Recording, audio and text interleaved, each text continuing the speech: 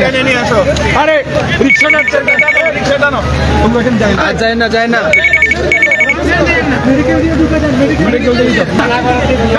Medical দিয়ে যাও।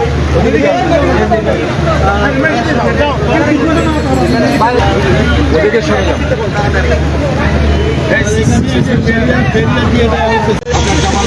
যেখানে পানি গতবার কিছু উঠেছিল, আমি তো বলেছিলাম 40 ভাগ জলবদ্ধতা ছিল, যেখানে ছিল সেখানে হিজরা খাল, জামাল খান খালকে অ্যাড্রেস করে এই দুটো খালে তারা 30টা বাদ দিয়েছে।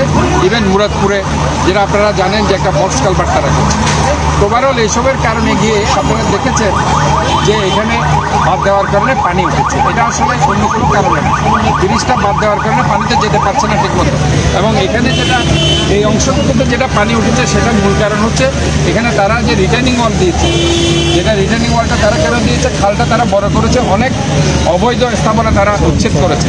এটা একটা গুড সাইড। ইভেন প্রিমিয়ার ইউনিভার্সিটির যেটা মহিউদ্দিন চৌধুরী নালার উপর করেছে তার পিছনের অংশ তারা কিন্তু ভেঙে দিয়েছে, ওই দেখেন। এবং এখানে কিন্তু অনেক স্থাপনা ছিল, তারা ভেঙে দিয়েছে, খালটাকে তারা বড় করেছে। ওই বড় করার কারণে তারা একটা রিটেনিং ওয়াল সেখানে তারা দিচ্ছিল, এই জন্য তারা এখানে ফাইলগুলো দিয়েছে, শিট ফাইলগুলো তারা করেছে। এগুলো সব স্টিলের শিট ফাইল, এগুলো কিন্তু তারা এখানে উঠাই নেই। গতকাল আমরা ইনস্ট্রাকশন দিয়েছি যে বাঁধগুলো উঠিয়ে নিতে, তো বাঁধগুলো তারা আস্তে আস্তে উঠাই নিচ্ছে। এবং এখানে যেহেতু স্টিলের ফাইল শিটগুলো রয়ে গেছে রিটেনিং ওয়ালের কারণে, এগুলো তারা উঠিয়ে ফেললে কমপ্লিটলি পানিগুলো সহজে যেতে পারবে, কারণ এখানে অনেক মাটি রয়ে গেছে। বারবার বলছি এটার সাথে ওটার সম্পর্ক নেই, যেখানে যেখানে বাঁধ নেই সেখানে পানি উঠে নেই।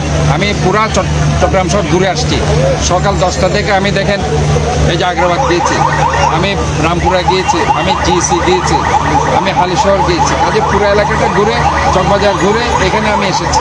আসার পরে এখানে শুধুমাত্র এই অংশটুকু এই প্রবর্তক থেকে নিয়ে এখানে, এটা আসলে আমি বলতে চাই ওনাদের থাকে অবশ্যই হচ্ছে, যেহেতু প্রজেক্টটা ওনাদের, তারা যেহেতু এই প্রজেক্টটা করছে এবং সেখানে সেনাবাহিনীর যারা দায়িত্ব আছে তাদের ফোর্ট ব্রিগেড তারা এই কাজগুলো করছে, তাদেরকে আমি অবশ্যই উচিত ছিল তাদের এখানে আসা এবং জলাবদ্ধতা দূর করার জন্যই তো কাজটা করছে।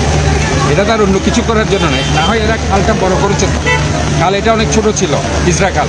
আপনি দেখেন এখানে অনেক স্থাপনা ছিল, ইভেন এই প্রিমিয়ার ইউনিভার্সিটি এটা পিছনের অনেক অংশ তারা ভেঙে দিয়েছে। এখানে যে যদি আপনি দেখেন একটা বড় ব্রিজ তারা করেছে, এখানে যে ডক্টর স্ল্যাব থেকে শুরু করে পিছনের অনেক অংশ তারা ভেঙে দিয়েছে।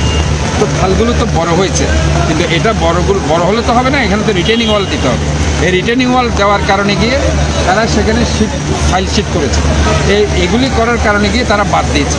যেহেতু বাদ না দিলে তো যে কোনো মুহূর্তে পানি আসলে কাজ তো আর হবে না, রিটেনিং ওয়াল তো দিতে পারবে না।